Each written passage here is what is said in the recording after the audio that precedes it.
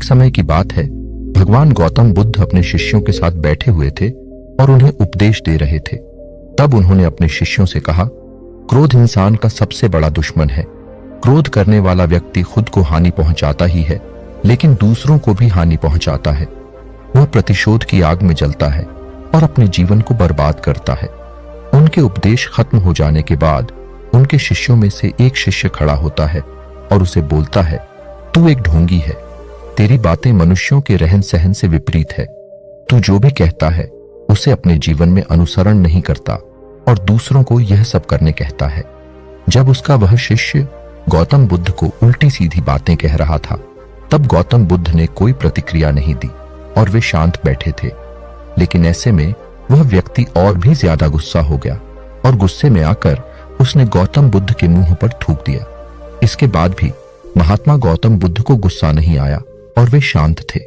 उन्होंने अपने चेहरे से थूक को पोंछा और वह चुपचाप बैठ गए।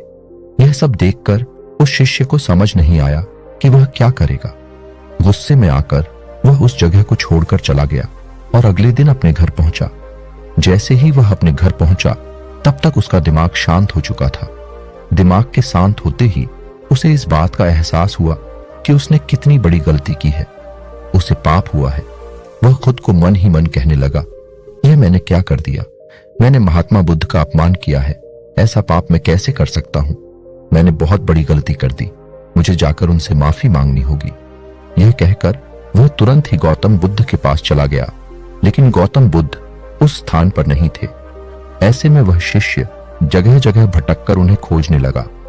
जैसे ही उसे महात्मा बुद्ध मिले तो वह उनके पैरों पर गिर गया और उनसे कहने लगा, मुझे माफ कर दीजिए, मुझसे गलती हुई है। मैंने आपका अपमान किया है। मैंने यह बहुत बड़ा पाप किया है। यह सब देखकर गौतम बुद्ध ने उससे कहा, शांत हो जाओ। क्या बात है, मुझे बताओ, तुम कौन हो? गौतम बुद्ध के यह पूछने पर वह शिष्य चौंक गया। वह सोचने लगा कि महात्मा बुद्ध मुझे कैसे भूल सकते हैं? मैंने तो उनका अपमान किया था।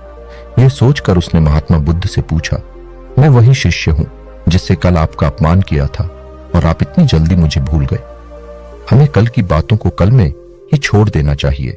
वह अच्छा हो या बुरा, उसके बारे में बार बार विचार नहीं करना चाहिए।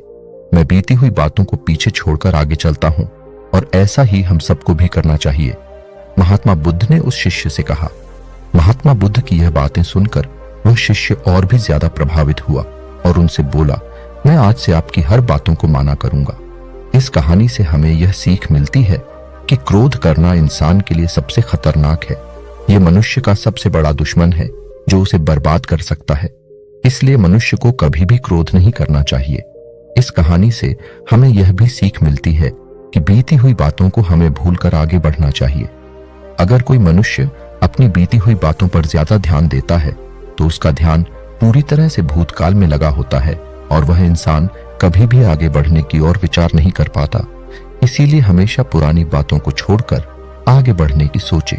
उम्मीद है आपको इस कहानी से एक अच्छी सीख मिली होगी।